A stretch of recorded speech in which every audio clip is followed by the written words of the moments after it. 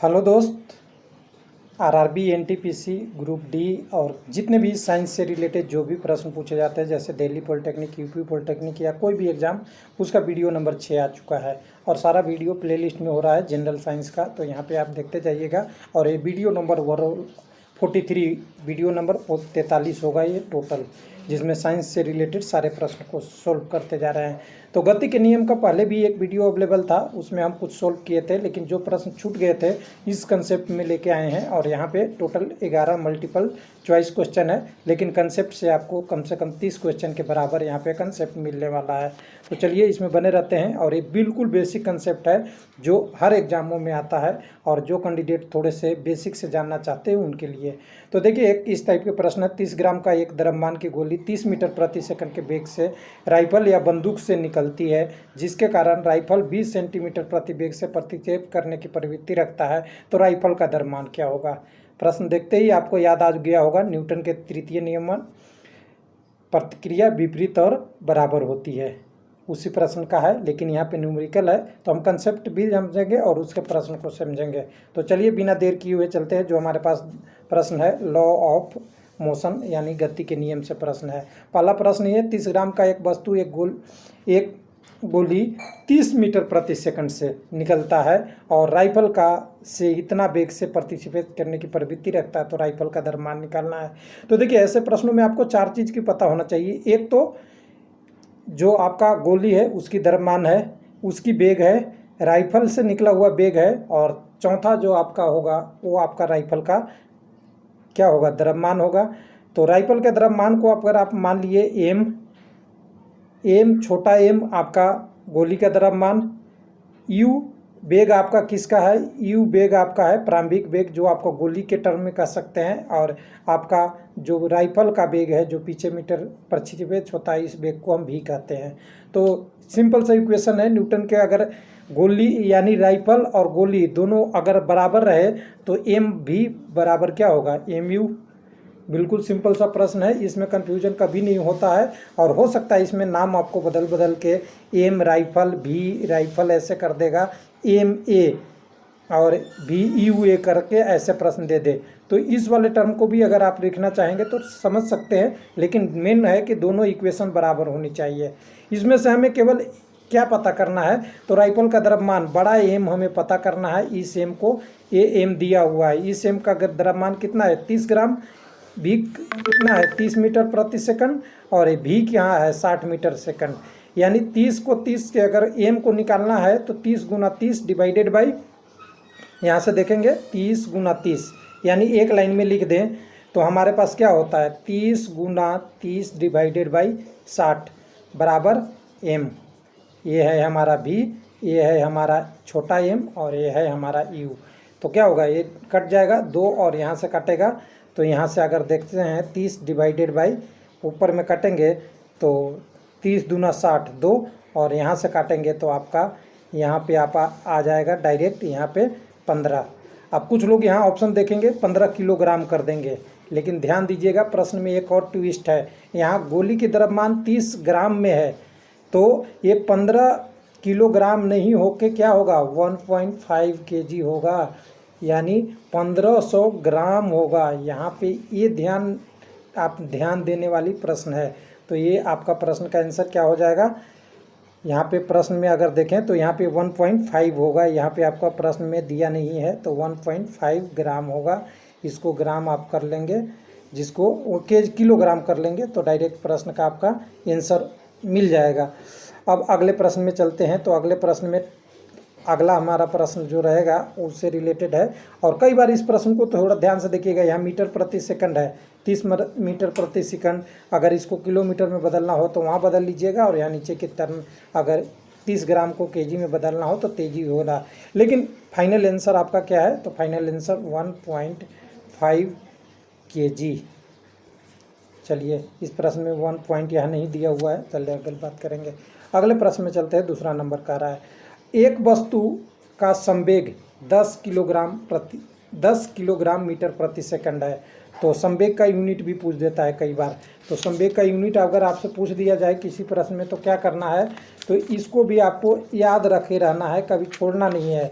तो संवेग का यूनिट क्या होता है, संवेग को हम P बराबर mv करते हैं, ये भी ध्यान रखिएगा, ये भी होता है। और संवेग की अगर यूनिट कहीं भी पूछा जाए तो न्यूटन प्रति सेकंड होता है, किलोग्राम मीटर प्रति सेकंड ये आपका एसआई यूनिट नहीं है, एसआई यूनिट क्या है, न्यूटन सेकंड। तो इसको भी आप ध्यान रखेंगे। और P बराबर mv वाला भी प्रश्न आगे आएगा। तो यहाँ प्रश्न में कह रहा है कि उसे 2 सेकंड के लिए रोकने में कितना बल की आवश्यकता पड़ेगी। तो सिंपल सी बात है, आपके प्रश्न दिया हुआ है कि संवेग के टर्म में दिया हुआ है 10 किलोमीटर प्रति सेकंड और 2 सेकंड तक काम करता है, तो 10 डिवाइडेड बाई 2 बराबर 5। लेकिन ध्यान देने वाली बात है कि संवेग के टर्म में अगर लिखते हैं तो m minus V divided by T, जहाँ पे अगर देखें तो भी या यहाँ भी कह सकते हैं, भी माइनस यू इस टर्म में भी लिख सकते हैं। तो भी यहाँ पे क्या है, 0 है, और u बराबर कह सकते हैं कि -10 है, तो 10 को माइनस करेंगे तो आपका आंसर -5 न्यूटन होना चाहिए, क्योंकि वस्तु को रोकना है, चलते हुए वस्तु को रोकना है। तो यहाँ पे 5 न्यूटन गलती से नहीं कर दीजिएगा, ये वस्तु अगर रोकना है तब ऐसा, अगर चलते रहेगा, चलाना है तब वो आपका पॉजिटिव में आएगा आंसर। तो आंसर आपका यहाँ पे -5 न्यूटन। अगला है प्रश्न का जिसका कह रहा है कि 1 किलोग्राम भार का मार्ग कितना होता है, 1 kg। तो सब लोग जानते हैं kg हमारा यूनिट नहीं है भार का, क्या यूनिट है, भार का यूनिट हमारे पास न्यूटन है। तो न्यूटन में kg को कन्वर्ट करेंगे, 1 kg बराबर, तो डायरेक्ट आप लिख सकते हैं 1 kg बराबर 9.8 न्यूटन होता है। इस प्रश्न को आप ध्यान रखेंगे। अब यहाँ ध्यान पाता आता है कि एक प्रश्न और यहाँ से पूछ देता है डाइन। अब 1 न्यूटन बराबर कितना डाइन होता है, इसको भी आप याद रखेंगे, हर प्रश्न में ये प्रश्न पूछ दिया जाता है। तो 1 न्यूटन बराबर 10⁵ डाइन होता है। अगर हमें 1 kg को डाइन में कन्वर्ट करना है तो क्या करना पड़ेगा, 9.8 गुना 10⁵ डाइन। इसको भी याद रखेंगे, कहीं एक कन्वर्सन न पूछ दिया जाए, तो ये प्रश्न को आप ध्यान में रखेंगे। तो यहाँ आंसर हमारे पास है 9.8 न्यूटन। और टोटल कहेंगे तो हमारा ये प्रश्न बार बार पूछता है, और ऐसा यूनिट पूछे तो न्यूटन याद रखिएगा भार का, यानी वेट के लिए। चलिए अगले प्रश्न में है, जो हमारे पास 4 नंबर प्रश्न है, जिसमें कह रहा है एक गतिशील पिंड का वेग आधा करने पर उसका संवेग हो जाएगा। अभी आपके पास बात किए थे P बराबर mv होता है, डायरेक्ट अगर लिखना चाहें तब।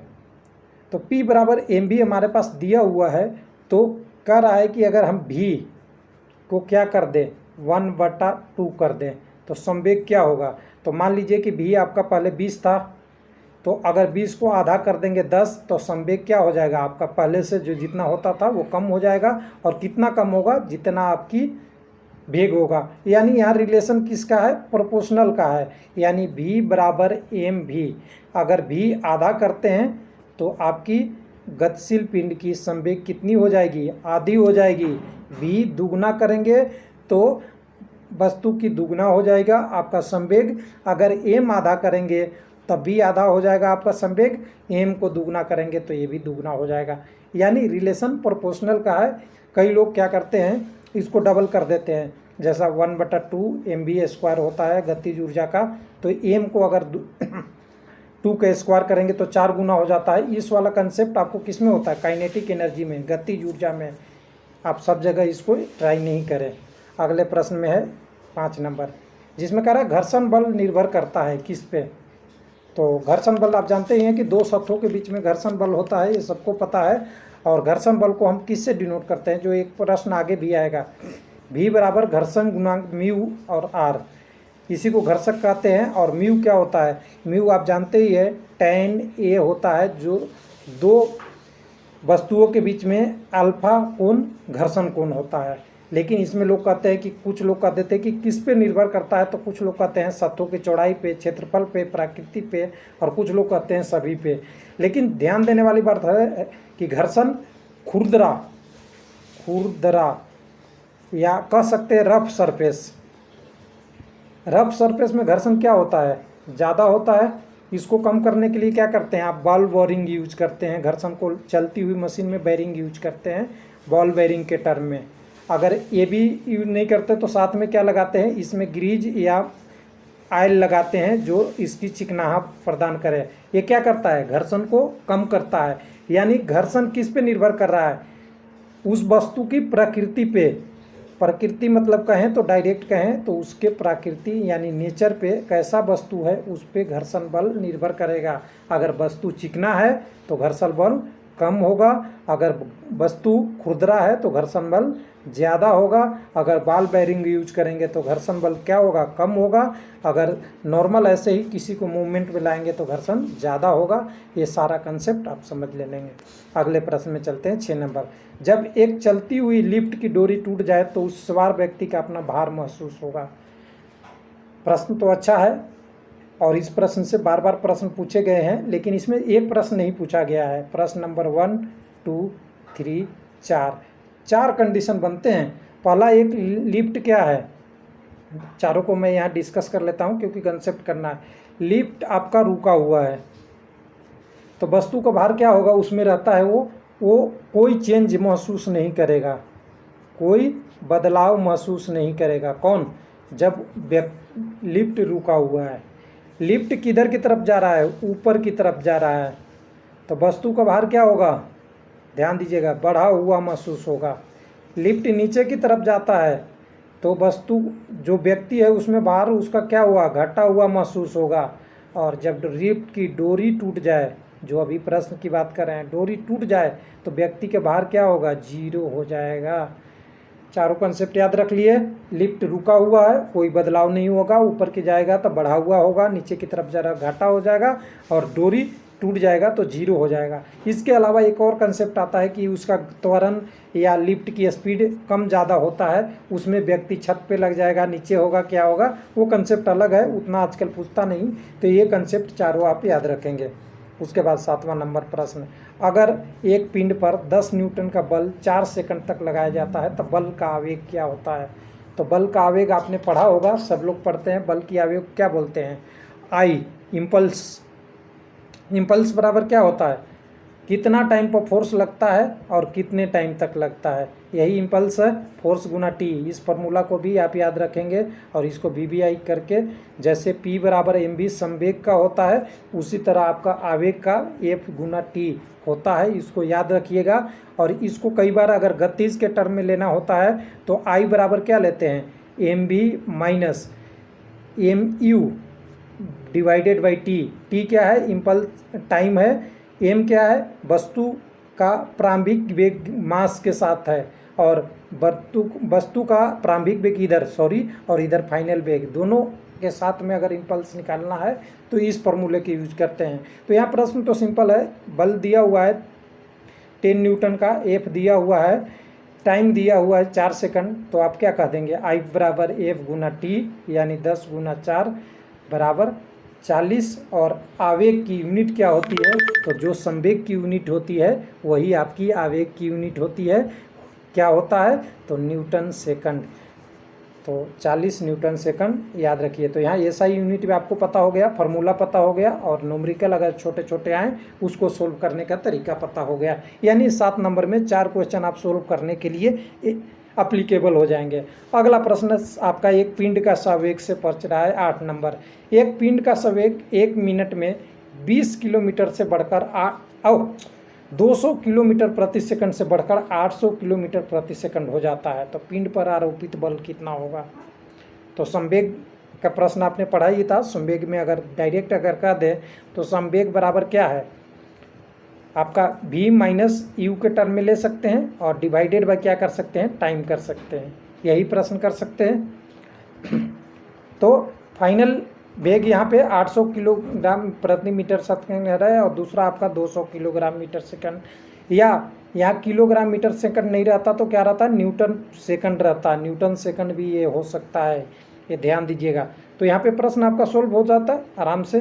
तो हम P बराबर कह दें 800 माइनस 200। अब नीचे क्या लिखे, नीचे 1 मिनट लिखा हुआ है, टाइम का यूनिट क्या है, ध्यान दीजिएगा, SI यूनिट से चलता है प्रश्न। यहाँ पे न्यूटन क्या था, सेकंड, तो टाइम हमें कितने लेना पड़ेगा, 1 मिनट लूँ या 60 सेकंड लूँ। तो 60 सेकंड आपको लेना है, यही ध्यान देना है, मिस्टेक यही होती है। तो यहाँ पे हमें 600 आ जाएगा ऊपर, 800 माइनस 200, 600 डिवाइडेड बाई 60, और इसको कट करेंगे और यहाँ से कट करेंगे तो क्या आ जाएगा, आरोपित बल का कितना हो जाएगा, 10 न्यूटन हो जाएगा। समझ में आ गया होगा, 10 न्यूटन आरोपित बल हो जाएगा। अगले प्रश्न में चलते हैं जो 9 नंबर है, जिसमें एक कार से रिलेटेड है और बहुत इंपॉर्टेंट प्रश्न है। इस प्रश्न को अगर आप समझ गए तो समझिए कि कोई भी न्यूमेरिकल आएगा इस टाइप का तो आप छोड़ नहीं सकते। जिसमें कह रहा है कि 1000 किलोग्राम, यहाँ किलोग्राम है, किया हो रहा है कि एक कार ढलाव ज़मीन पे खड़ी है। कार कहाँ खड़ी है, यहाँ, और ये ज़मीन है ना कुछ इस तरह का है, ऐसा है, सीधा नहीं है, ऐसा नहीं है, और कह रहा है कि इस ढलाव का जो कोण है कार के साथ वो 30 डिग्री का है। विराम अवस्था में है, यानी यहाँ पे रुका हुआ है, लेकिन ड्राइवर आता है या आपके जैसे एक व्यक्ति आते हैं, उसके ब्रेक रिलीज कर देते हैं, एकदम छोड़ देते हैं। तो 125 के टर्म में कह रहा है, जिसमें 125 आपका है, 125 मीटर चलने में मी हो गया है, मीटर चलने में समय लगेगा, वो टाइम को आपको बता देना है।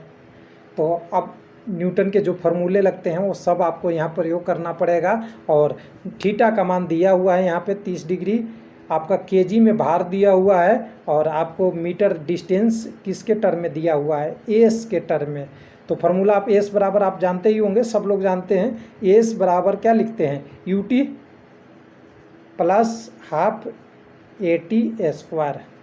इसमें यू क्या है, कार कहाँ है, रुका हुआ है, तो यू बराबर 0, तो पहले टाइम का टर्म 0 हो गया।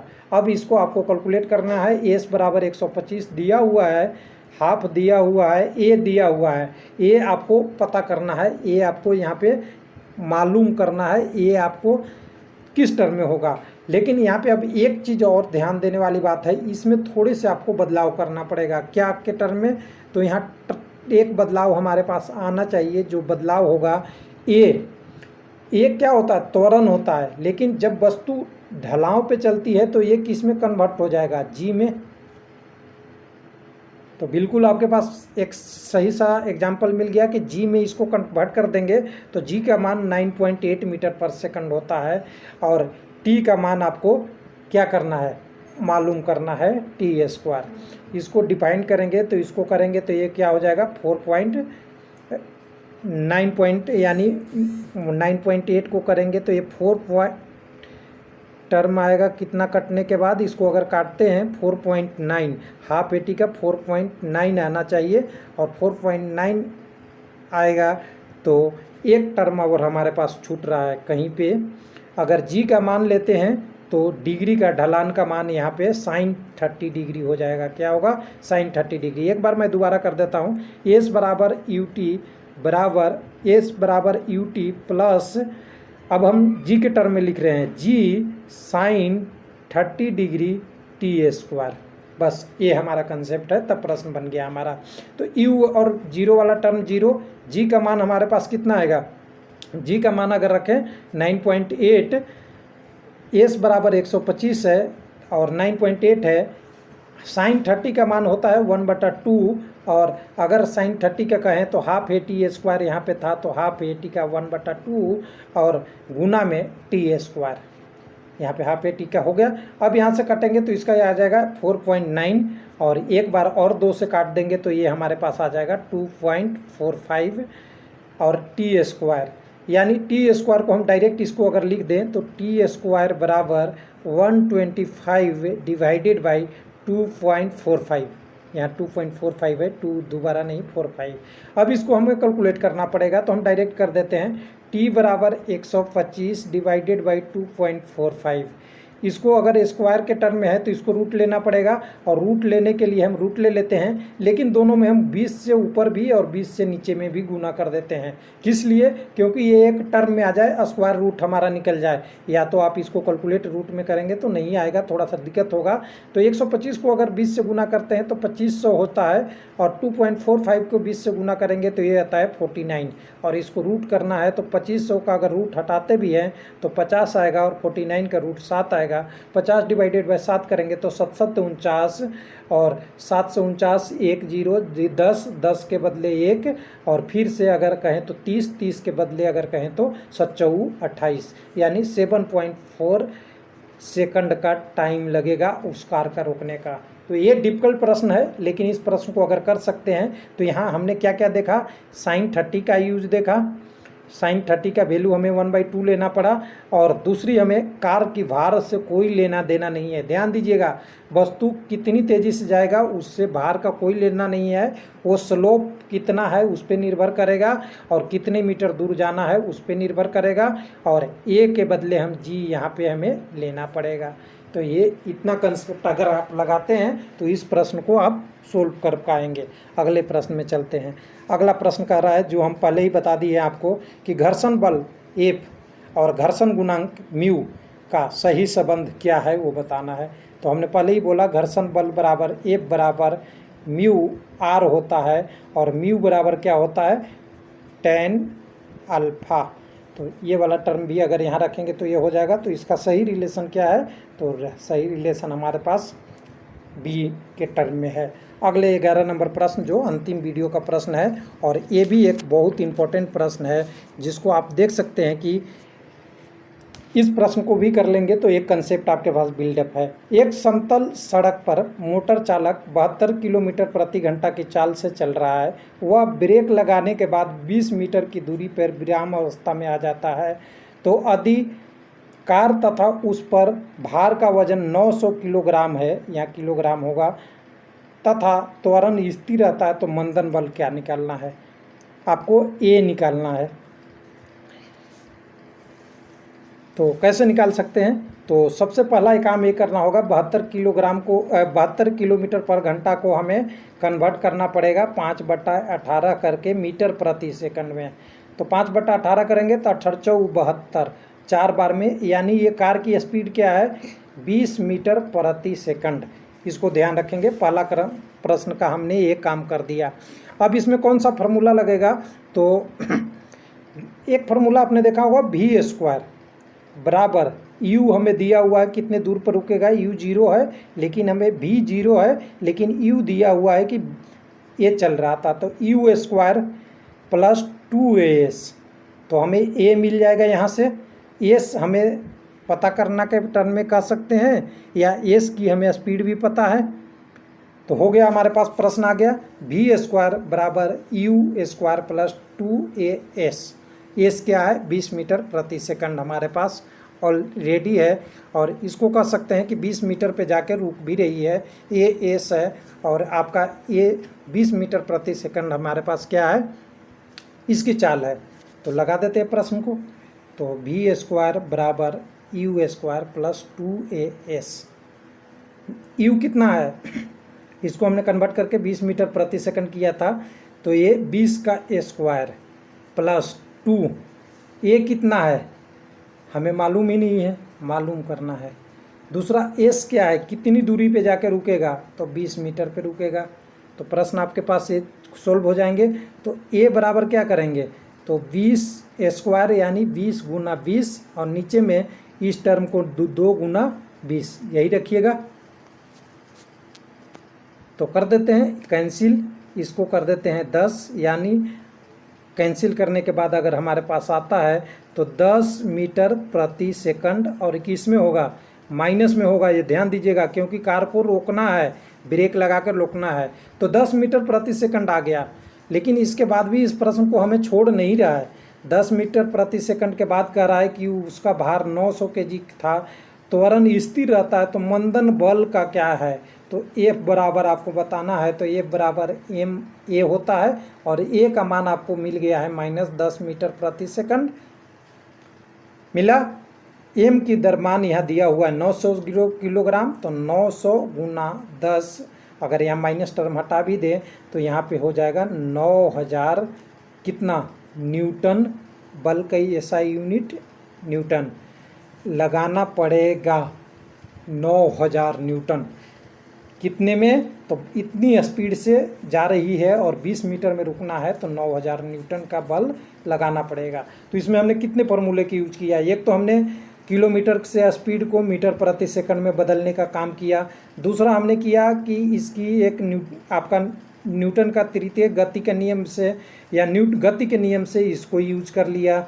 इसको यूज कर लिया तो हमें एक्सेलरेशन ए मिल गया। उसके बाद एफ का बल लगा, एफ बराबर एम ए का फॉर्मूला लगा के इसको सोल्व कर दिया तो हमारे पास न्यूटन हुआ। तो इस वीडियो में हमने, अगर कोई सीखने वाला कैंडिडेट है तो क्या क्या सीखा, जो गति के नियम के बहुत सारे प्रश्न को सीखा।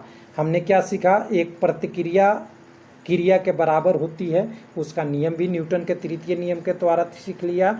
दूसरा, एक वस्तु का संवेग के संबंधी समझ लिया। किलोग्राम को, भार को हमने बदलने के लिए आपका न्यूटन में 9.8 न्यूटन के बराबर और 1 न्यूटन बराबर 10 के पावर 5 डाइन के बराबर पढ़ लिया। आप संवेग के लिए पढ़ लिया, P बराबर mv पढ़ लिया। घर्षण बल बराबर F बराबर म्यू आर पढ़ लिया। उसके बाद हम चलती हुई लिफ्ट या रुकी हुई लिफ्ट या ऊपर जाती हुई या नीचे जाते हुए लिफ्ट से संबंधित प्रश्न पढ़ लिया। फिर आवेग से प्रश्न पढ़ लिया, आवेग बराबर I बराबर F गुना T के पढ़ लिया। उसके बाद हमने संवेग में, अगर कोई संवेग बढ़ता है कितने टाइम में बढ़ता है तो उस पर आरोपित बल निकालने के लिए सीख लिया। उसके बाद हमने सीख लिया कि कोई एक वस्तु ढलान पे खड़ी है तो नीचे की तरफ स्वतंत्र अवस्था में वो स्लॉप कर रही है तो उसको चलने के लिए कितना टाइम, कितना सेकंड का फॉर्मूला, ut बराबर हाफ ए टी वाला, s बराबर ut plus half A T square और a को g और एंगल को 30 डिग्री को कंसीडर करके प्रश्न को बल लगने के सोच लिया। उसके बाद घर्षण बल तो आप देखे ही और लास्ट वाले 11 प्रश्न को आपने देखा ही कि 3 फार्मूला यूज किए, किलोमीटर से मीटर सेकंड। उसके बाद v स्क्वायर बराबर यू स्क्वायर प्लस 2as और फाइनली F बराबर ma का प्रयोग किया। तो ये है गति के नियम का बेसिक कंसेप्ट। और बेसिक कंसेप्ट ऐसा कि एक एक लाइन का प्रश्न है। अगर F बराबर ma नहीं जानते आप इम्पल्स बराबर F गुना T नहीं जानते और कह सकते हैं संवेग P बराबर mv नहीं जानते, आप S बराबर ut plus half at square नहीं जानते, v स्क्वायर बराबर u स्क्वायर प्लस 2s नहीं जानते, तो ये सब गति के मोशन में बेसिक फार्मूला है और जो आपको किसी भी एग्जाम में आते रहता है। तो ये था इस वीडियो का डिटेल।